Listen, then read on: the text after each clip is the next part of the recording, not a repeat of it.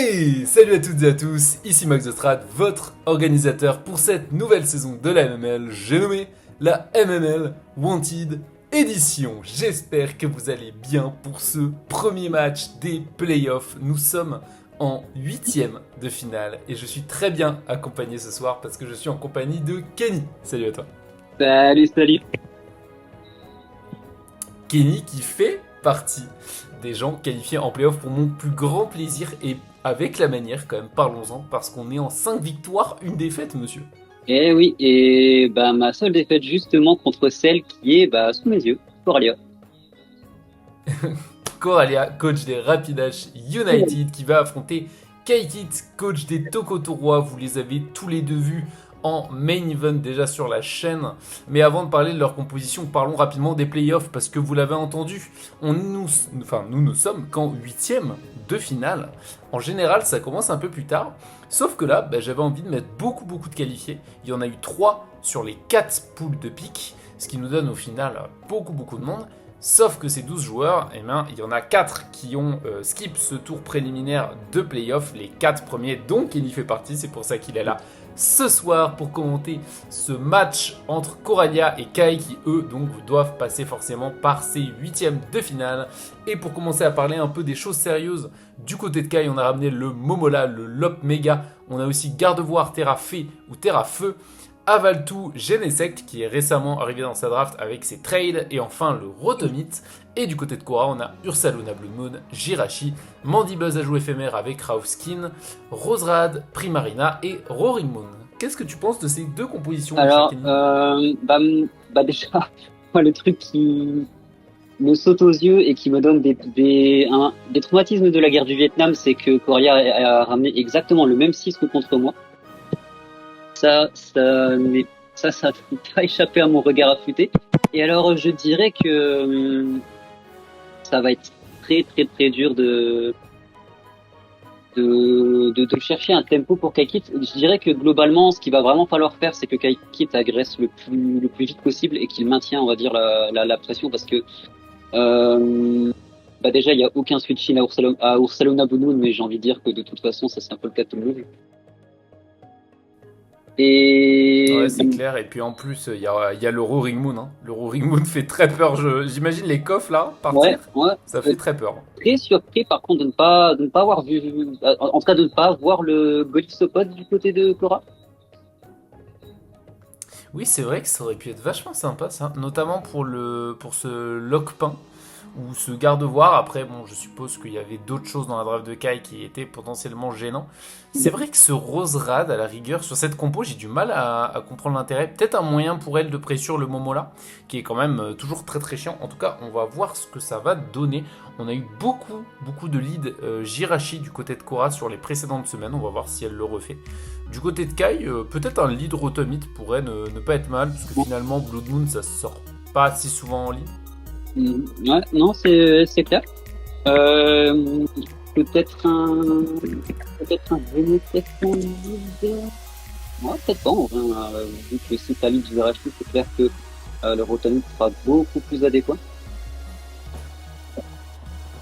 Ouais, on va voir ce que ça donne. Du côté de Kai, en fait, j'ai l'impression que peut-être, mis à part le Lockpin, on va beaucoup jouer sur les 50-50 et c'est Roserad contre Rotomite pour commencer. Alors, c'est pas si mal pour Korra parce que si Rotom vient lâcher son meilleur overhit ici, même si elle meurt, alors peut-être qu'il a la sage sur Roserad, mais même si elle meurt, cette Rosemary va pouvoir poser des hazards qui potentiellement, parce que là, elle est pico contre Kaikit. Attention quand même. De toute façon, c'est sûr et certain qu'il tapera pas le Volt Switch tour 1, le Kaikit, parce que s'il y a un Ursaluna qui débarque, là, ça peut faire très mal. Et le poudre de Dotsu. Oh, et le Slipodder qui mise. Je suis vraiment pas... Et le Volt Switch là, pour donner tort à notre ami Kenny. En vrai, je suis pas très... Ah bah oui, Alors là, effectivement. On va bien voir, en tout cas, le premier move de ces playoffs qui mise. Quel régal. À savoir que c'est vraiment le premier match, pour le coup. Donc vous aurez évidemment un deuxième main event de ces 8ème du final. Mais c'est le tout premier match à être joué. Et Slipodder qui va bien évidemment miss. C'est pour ça que j'aime pas ces leads là. Enfin, c'est pas le lead que j'aime pas, mais les pokés qui lead comme ça avec Slipodder, je trouve ça terrifiant. Ouais, je trouve que Korra, elle avait pas grand chose à perdre à lead avec Jirachi. dans le sens où ceci dit. Bah, en vrai, je Je pense pense que qu'elle a anticipé Rotom. ouais, ouais, ouais, c'est clair. Bah après, s'il Et tente, puis c'est vrai que. hum, Après, mine de rien, elle avait beaucoup de rewards quand même. Parce que là, elle réussit Sleep Powder, elle est quand même très très bien, je pense. Genre, soit elle peut weekend gratos le Rotom, soit bah, tout simplement elle peut commencer à mettre des hazards et pressure sur le moment où Kai va devoir défog. Donc c'est vrai que ça aurait pu être vachement intéressant de réussir ce Sleep Powder, je pense. ouais, c'est sûr, parce que là, ça va mettre Coralia dans une situation assez compliquée parce que Oh, et ça va ouais. hard sur le lop. Ok, bon, Kai a clairement compris la menace, justement. Il veut pas jouer les 50-50, on en parlait juste avant, notamment c'est pour ça qu'il ramène pas Genesect. Hein. Parce que je rappelle que ce Roserad n'a pas accès à PC-Feu, hein. C'est banni, les puissances cachées, à la MML. Donc forcément, bah, Genesect n'avait pas grand chose à craindre, mais il préfère envoyer ce lob justement pour éviter un peu les 50-50 à la con avec Primarina et Jirachi. Après, attention, parce qu'un triple Axel Mandibuzz, on va prendre du recoil quand même. Ah, Tox. Oh, un prêté pour un rendu. Ah, bah là, bah, qu'est-ce qui, je sais même pas si ce miss en fait équilibre vraiment la donne en réalité. Ah, je pense que le Sleep Powder est beaucoup plus chiant Ouais, pour le ouais, coup, c'est mais exactement ça, je pense.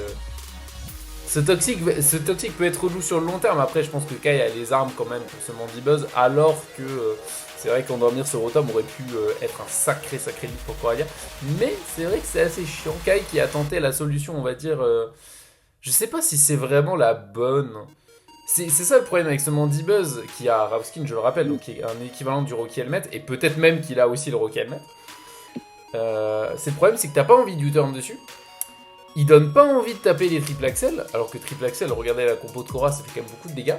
Et bah du coup, je trouve que Toxic, au final, tu perds peut-être des tours, alors que Kai a quand même une compo qui met bien la pression à ce Mandibuzz.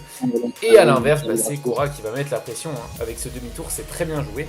Et le Rookie Helmet quand même qui va gratter un peu. Et c'est le début des ennuis. Ah, ouais. C'est clair que là, j'en fais des cauchemars de cette bestiole.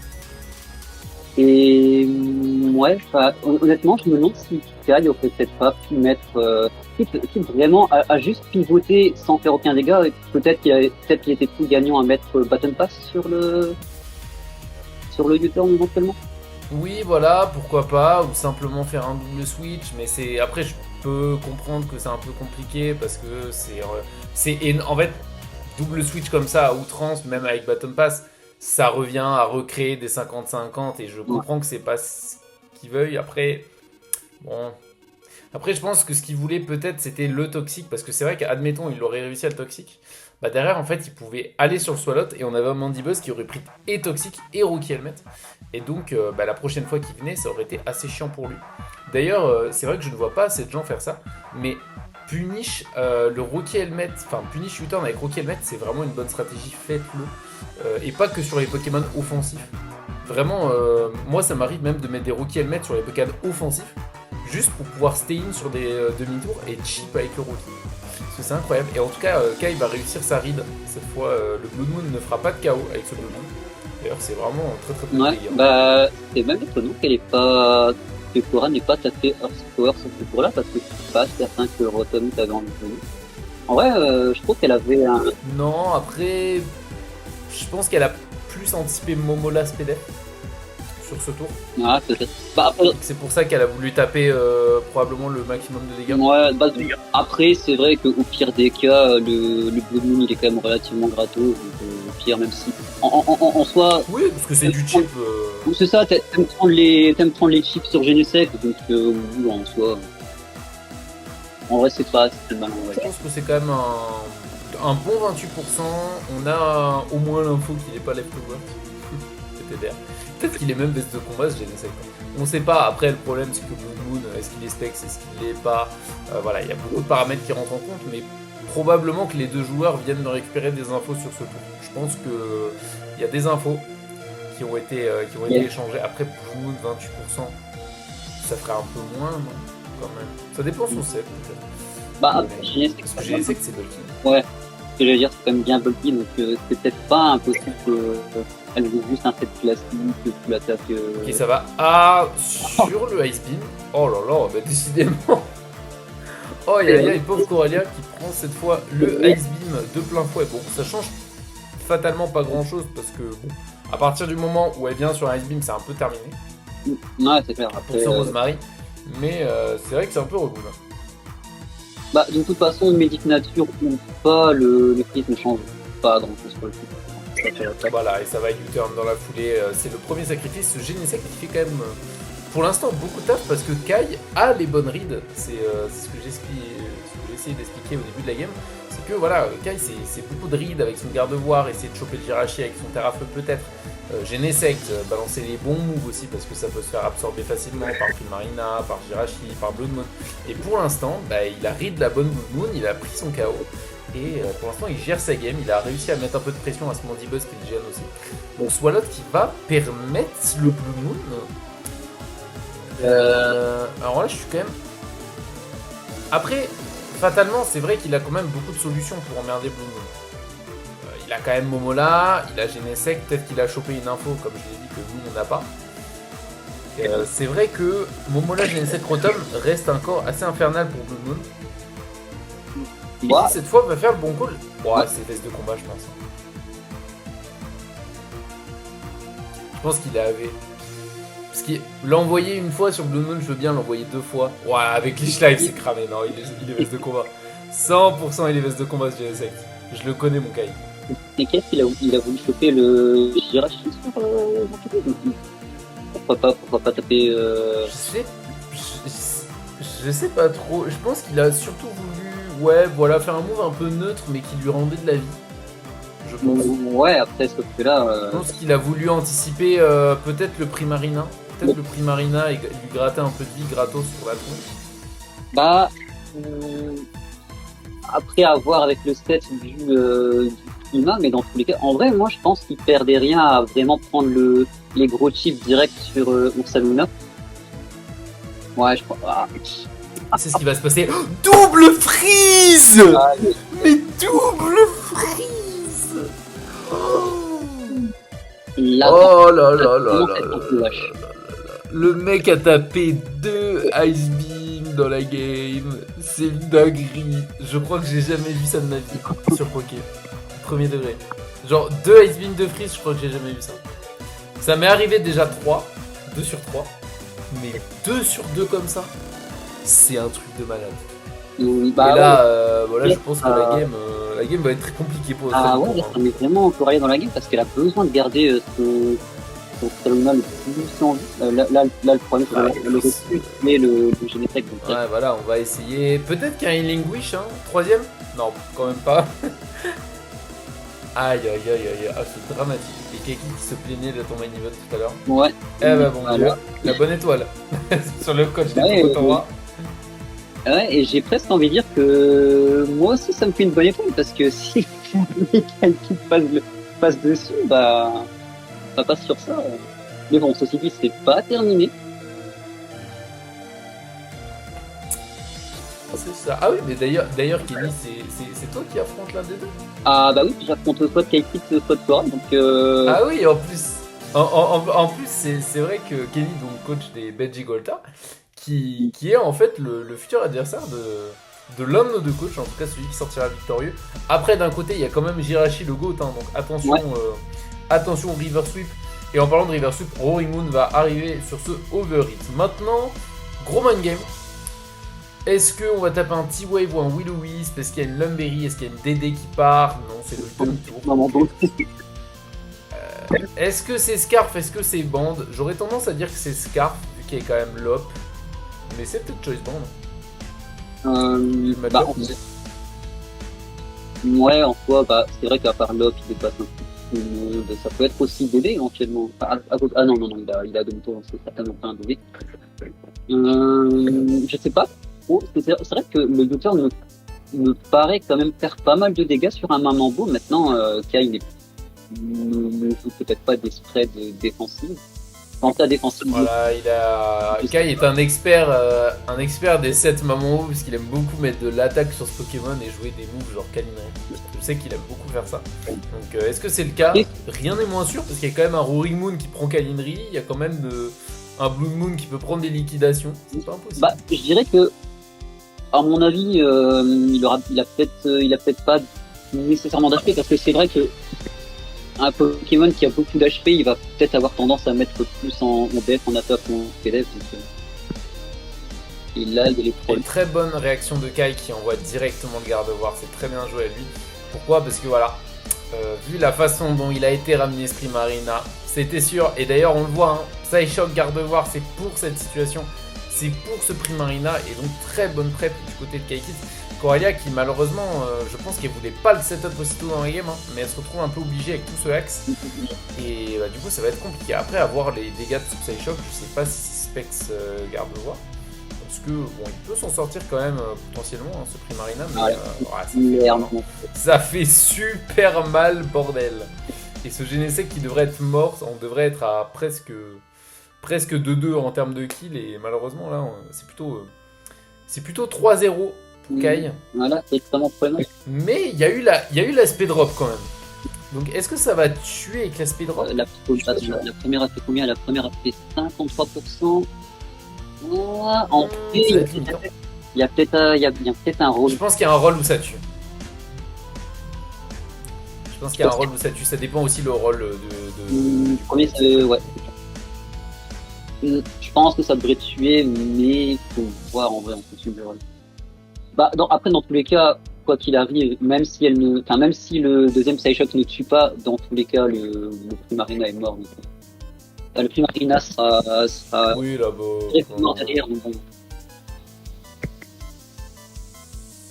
en vrai, je pense qu'il va taper un petit Drainitis. Si jamais. Après, elle va. Bah, ça va pas régénérer grand chose. Hein. Après, ça paraît compliqué parce que là, du coup, Blood Moon ne sweepera pas. Après, s'il y a quand même un monde où Blood Moon peut faire du taf, si Lockpin meurt, il y a peut-être un Blood Moon Outrage qui peut faire beaucoup de dégâts. Bah, même comme ça me paraît très compliqué parce que le Blue Moon, il y a plus grand chose en termes de vie. Donc, en soi, je pense qu'il est à portée de kill d'Overhit. Il doit très certainement être à portée de kill d'un. Alors, je sais pas si le turn de Momola pourrait tuer, mais si jamais Kai met des annonces en attaque, probablement que liquidation tue. Donc, en vrai, à part. Et le Psyshock qui arrive, c'est bien. Elle a gardé son Primarina un peu plus tard. En soi, il a fait le taf, hein, il a weaken le garde-bord, donc c'est bien pour Cora. Est-ce qu'il escarpe ce Jirachi? On n'a pas vu de left-throw. Bon, il prend des dégâts assez normaux sur Psyshock. Hein, Jirachi garde-voir, c'est un match-up qui est vu et revu, hein, on connaît. Garde-voir, il est pas trop là pour checker le Jirachi, même s'il altère à feu. Bon, là, avec sa drop en attaque speed et surtout sa vitesse qui n'est que de 80. Et ça va double en anticipant. Alors je sais pas du tout ce qu'elle a anticipé. Ça arrive sur Swalot. En tout cas, je pense qu'elle est pas très contente, la Cora. Je sais pas. Non, elle a pas anticipé Swalot. Alors, Swalot, c'est pas un Poké que je connais très bien. Donc je pourrais vraiment pas dire pour le coup qu'est-ce que ça peut faire. Non, je pense qu'elle a. Qu'est-ce qu'elle aurait pu anticiper? Je pense qu'elle a anticipé Rotamite, tout simplement. Ouais. Rotamite ou à la rigueur Momola, pourquoi pas, mais je pense surtout Rotamite. Et malheureusement c'est Swalot parce que ce Swalot il a le Rocky Helmet, donc c'était une bonne option pour couvrir le demi-tour de Jirachi, c'est dommage. Coralia qui fait de son mieux, hein, qui honnêtement se bat bien pour l'instant. Mais c'est vrai que waouh, le second freeze sur Urshifu sur Sabuna, il y a trop de courses maintenant. Il est plus qu'à arrêter ça. J'ai complètement oublié Mais ça fait très mal. Hein. Ouais. J'ai un peu oublié cette prise.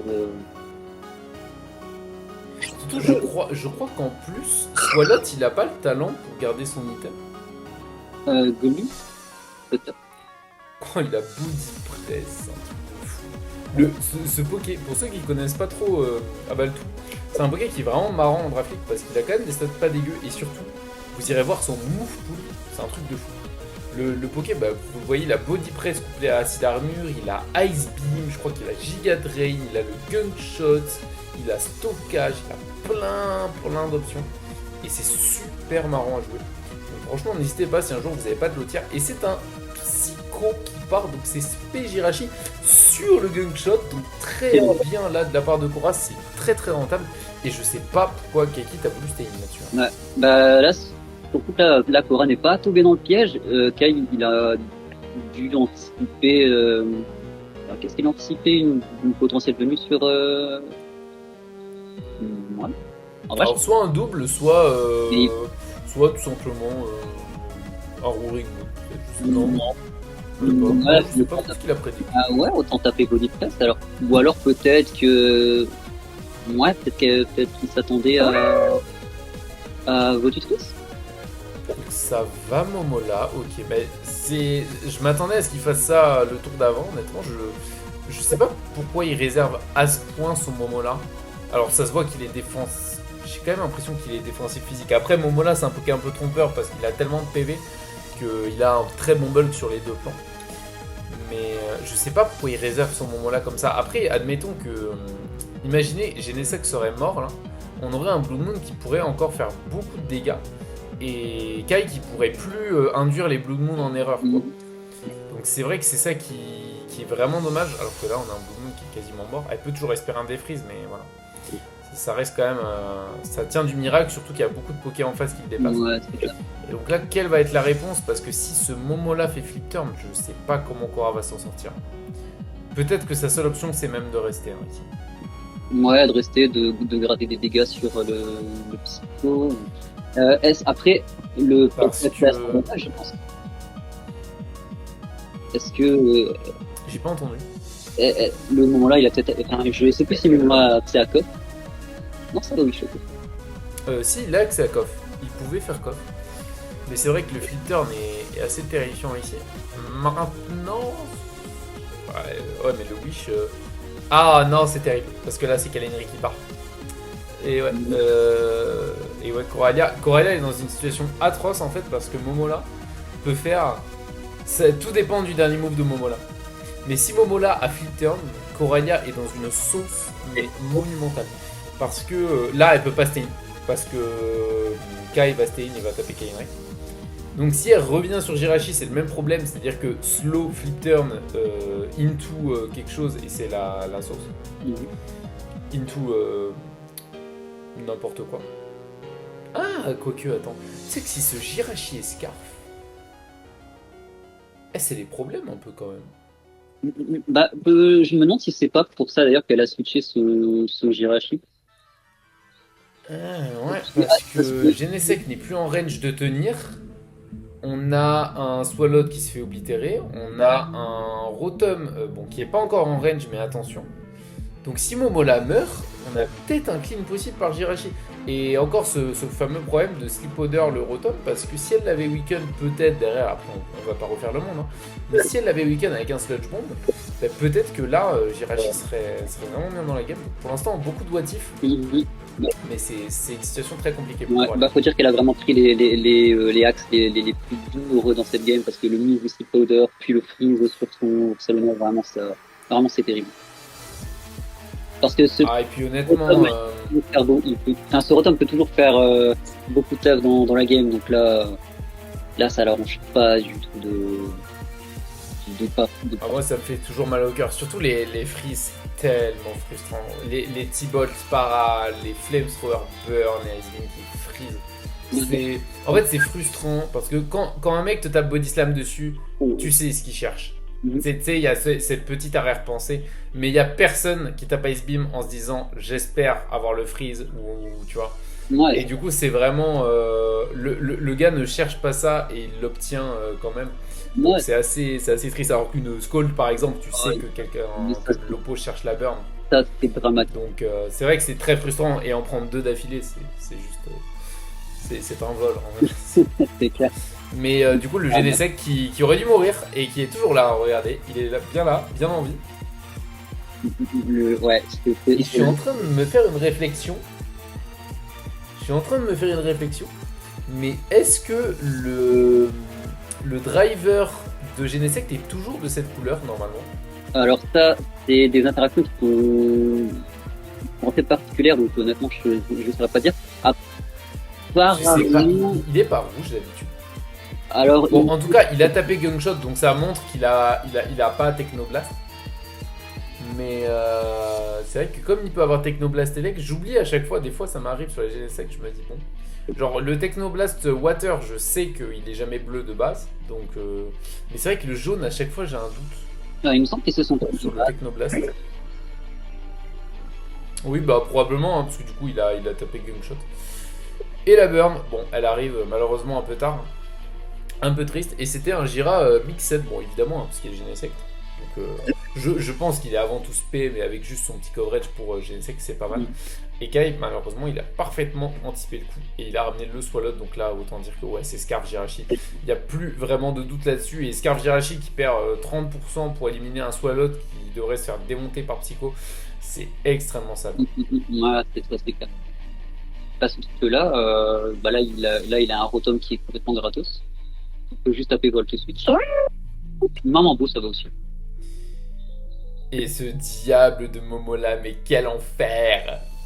Bah, en vrai, je pense que ça aurait peut-être été mieux d'envoyer Rotom pour pas prendre l'éventuel burn, parce qu'en vrai, si Maman beau se fait burn, en vrai, c'est pas trop grave, c'est pas trop grave en soi, mais ça pourrait être gênant.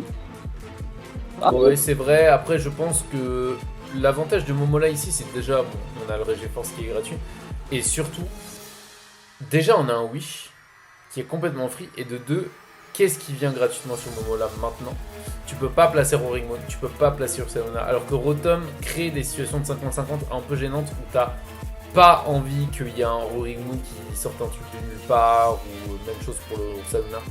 Donc je pense que c'est ce que Kai cherche à éviter. Le flip turn, on va ramener, je pense.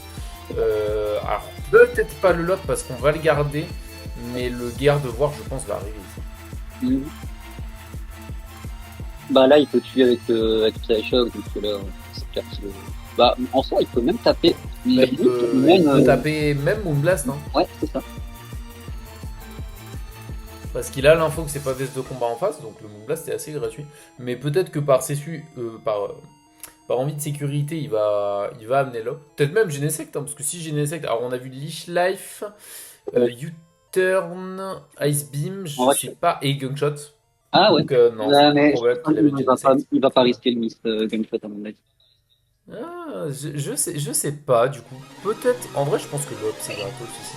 Parce que de toute façon, Mandy Buzz va pas faire 1 milliard de trucs. Ok, on va amener Gardevoir. On est sûr de sa force côté Kai. On va voir comment Cora s'en sort là-dessus. En tout cas, là, il y aura un kit qui évidemment, là, le Moonblast, il est pris, il y a un Poké qui meurt derrière. Mais tu sais qu'avec les Leftos... Ah non, ça va tuer quand même, ça va tuer. What? Oh, le bug de ce truc. Ah, ça reste quand même... Alors, petit sondage en commentaire, est-ce que Mandibuzz est trop fort ou est-ce que Gardevoir est trop nul? Non. Je vous laisse donner votre avis. Ah, je pense quand même que c'est Mandibuzz qui est très fort. Allez, le Moonblast qui va tuer. On est au tour 30. Mine de rien, Cora tient beaucoup. Hein. Ouais, mais là, le problème, c'est que maintenant que le Mandibuzz est mort, bah là, le lock, il va faire un carnage. À mon avis, il y a un mode où c'est le film de lock. Ouais. Mais c'est très compliqué parce que d'un côté, on voit le Momola qui fait un taf incroyable et je pense qu'il l'aurait fait peu importe la physionomie de la game. Mais c'est vrai que de l'autre, on se dit, quand je vois le match-up de Jirachi Scarf, je me dis, il y a un vrai what if quand même. Non, c'est pas. Parce que Genesect down, c'est quand même, différent. La game est différente. En tout cas, sans le film de Blue Moon, c'est sûr que là, le Jirachi avait un taf, enfin, en tout cas, avait un meilleur avenir. Ça c'est certain. Parce que c'est clair, parce qu'elle a dû reveal beaucoup de choses trop tôt, en fait. Ouais, et puis là ce Momola, en fait, Momola, c'est un Poké très fort quand tu as les infos. Et maintenant qu'il a toutes les infos, bah, il l'envoie vraiment. Après, Kai est quelqu'un qui sait ce qu'il fait avec Momola, hein, c'est vraiment un très gros joueur du Poké. Donc il était très content de le voir jouer, de le voir obtenir full turn. Et maintenant, c'est vrai qu'il nous montre à quel point le Poké peut être terrifiant quand tu as toutes les infos et que Loco a plus forcément de quoi te passer. Ouais, c'est ça. À quand un top attack qui tombe d'ailleurs? Soon. À ce qu'on m'a dit, prochaine TPA. Ah, allez. Ah, ça peut peut-être se négocier. Oh, tête de fer. Avec autorité. Hein. Ça c'est clair. Elle a tapé la tête contre le mur. Et c'est pas le mur qui a gagné. Mais, bah, c'est le seul Poké à qui ça n'arrivera pas, ça c'est clair. Mais là, il y a un... Oula. Vous êtes original, monsieur. Peut-être que Bluff tue. Bluff tue sûrement. Après, c'est extrêmement pernicieux dans la mesure où même 7%, le Jirachi, il y a un monde où il peut tenir. À voir. Vraiment à voir pour le coup. Ou alors il joue bluff plus quick attaque en légende. Ah ouais, hein, parce que ça donne envie de taper un tête de fer en légende et de choper flinch ici. C'est clair. Non, je pense qu'il a juste bluff. Bon, je connais pas les calques, je pense quand même que le FKO tue à cette reine. Je pense quand même. Ouais, comme dirait un certain philosophe, vous n'avez pas les calques. C'est vrai que ce Ursaluna, Ah, il a- ouais, on va le sacrifier hein, sur le quick attack. Ça va comme wave ce Ursaluna? Il me semble que oui. Mais Il me semble que oui, donc elle va peut-être tenter, je sais pas si elle l'a, mais si elle l'a, elle va peut-être tenter le défreeze dessus. Oh, ça veut pas, hein. Ça veut pas. Pour les Rapidash United, qui sont pourtant symbolisés par le feu. Hein. Mais ça veut pas défreeze ce soir. Et bah, malheureusement, là, c'est la game aussi qui est en train de se défreeze progressivement. Avec ce Mégalope qui met des mandales à tout ce qui passe. bah ouais, bah là pour le coup, là c'est ses espoirs à Coria qui sont en train de se faire geler, mais c'est terrible parce que finalement, Coria, elle a fait qui était très compliqué. Suite à réussir à remonter miraculeusement, enfin même pas miraculeusement en vrai parce qu'elle a très bien joué ses dernières games et elle a mérité sa place en playoff. Et là, le fait que ça doive s'arrêter sur une telle composante, c'est vraiment terrible. Ouais, et puis surtout rapidement. Parce que, oui, Cora, pour le coup, tu l'as dit très justement, nous a fait un départ un peu difficile en 0-2. Et bah, Dieu sait que nous, les Wanted, on a été très contents de voir ça parce que sa draft faisait très peur. Et bah, elle est remontée. Elle y allait au culot, au courage. Et elle est là en 8ème, mais malheureusement, bah, quand ça veut pas, vous connaissez Poké, quand ça veut pas, ça veut pas. Et malgré tout, je trouve qu'elle fait quand même une très bonne game. Mais bah, ça suffira probablement pas. Ouais. Bah là, Alors, par contre, elle va essayer de remettre le Jirachi. est-ce De qu'elle... toute façon, elle va tenter le roll parce que Lockpain termine en fait. Ouais, non, c'est sûr. Ouais. Lockpain termine, je sais pas combien il aurait de kills s'il finit ce match, mais attention parce qu'il va peut-être se rapprocher du dieu Reliquante hein, dans le tableau des killers. Ouais, non, là, c'est... Il faut savoir que Reliquante est dans vraiment le top 3 des meilleurs killers. Je crois qu'il est 3ème ex aequo, enfin 2ème ex aequo. C'est une dinguerie, absolue de dire ça. Et bah, l'autre dinguerie, c'est que Kaiki, coach des Tokotorois, vient de voler sa game des 8ème de finale à Coralia, coach des Rapidash United. Permettez-moi de verser une larme.